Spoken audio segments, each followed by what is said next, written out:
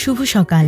আজ বুধবার 23 এপ্রিল 2025 খ্রিস্টাব্দ, 10 বৈশাখ 1432 বঙ্গাব্দ, 24 শাওয়াল 1446 হিজরি।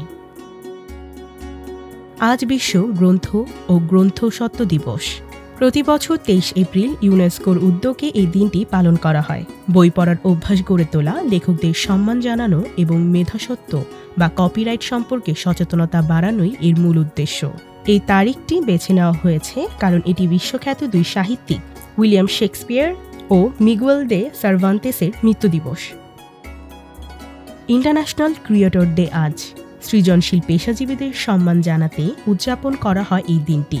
ইউটিউব, ইনস্টাগ্রাম, টিকটক, ব্লগ ইত্যাদিতে যেসব মানুষ ভিডিও, ছবি, লেখা বা ডিজাইন তৈরি করে বিশ্বজুড়ে মানুষকে বিনোদন ও তথ্য সরবরাহ করে, তাদেরই স্বীকৃতি দিতে এই দিনটি নির্ধারণ করা হয়েছে। 2019 সালে 23 এপ্রিল বিশ্ব স্বাস্থ্য সংস্থা WHO আফ্রিকার কিছু দেশে পরীক্ষামূলকভাবে RTS বা মস্কিউরিক্স নামে ম্যালেরিয়ার টিকার ব্যবহার শুরু করে। এটি ছিল ইতিহাসে প্রথম অনুমোদিত ম্যালেরিয়ার প্রতিরোধক টিকা। ওই কর্মসূচির অংশ হিসেবে আফ্রিকার ওই 3 দেশে 20 লাখের বেশি ডোজ ম্যালেরিয়ার টিকার প্রয়োগ করা হয়।